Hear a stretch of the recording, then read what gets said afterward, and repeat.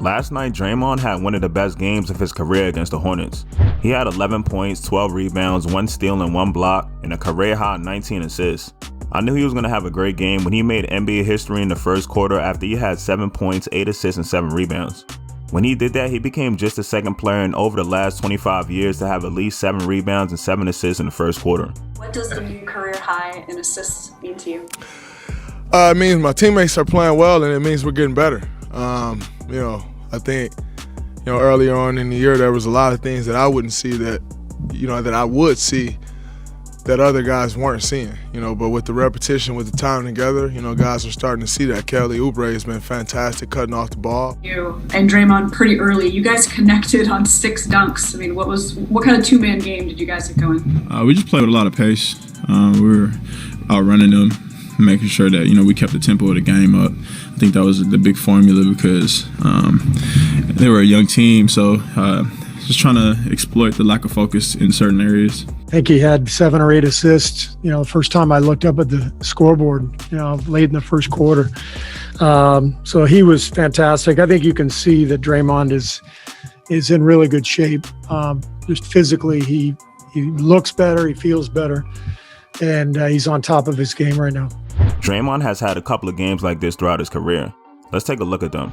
In 2017, he had one of the craziest stat lines in NBA history against the Grizzlies. He had 4 points, 11 rebounds, 10 assists, and 10 steals. When he did this, he became the first player in NBA history to have a triple-double without points. I think he's going to hold this record for a long time. We're probably going to end up seeing another player have a triple-double with 10 steals, but I don't think we're ever going to see another player have the type of triple-double Draymond had this game. Earlier this season against the Mavericks, Draymond had a game similar to the one in 2017. He had 2 points, 6 rebounds, 15 assists, 6 steals, and 4 blocks. He didn't make any field goals that game though. His only 2 points came from the free throw line. Because of this, he became the first player with 15 plus assists, 5 plus rebounds, and 5 plus steals in a game without making any field goals in the last 30 seasons. In 2018, Draymond made NBA history against the Rockets in the playoffs. He had 4 points, 10 rebounds, 9 assists, 5 blocks, and 4 steals. When he did this, he became the first player in the last 30 years to have at least 9 assists, 5 blocks, and 4 steals in a playoff game. It's going to be a minute before we see another player do that again. In 2015, Draymond had his best game against the Celtics. He finished the game with 24 points, 11 rebounds, 8 assists, 5 steals, and 5 blocks. It's very rare when you see a player have at least 5 points, 5 rebounds, 5 assists, 5 steals, and 5 blocks in a game. He took this to a whole nother level though.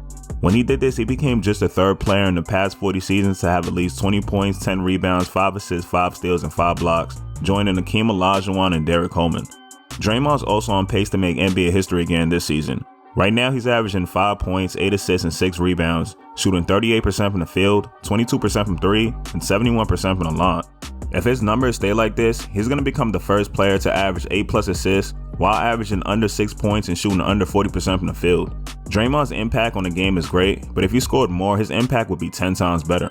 I'll never forget when Michael Rappaport went off on him earlier this season because of his offense. Draymond, my basketball IQ is so high, Green is averaging 4 points, 4 rebounds. He's a power forward. 4 points, 4 rebounds, 6 assists. Why don't you start trying to affect the game in ways that also show up on the stat sheet? You're a power forward. You can't average 10 points and 8 rebounds? That was way too funny, oh my god.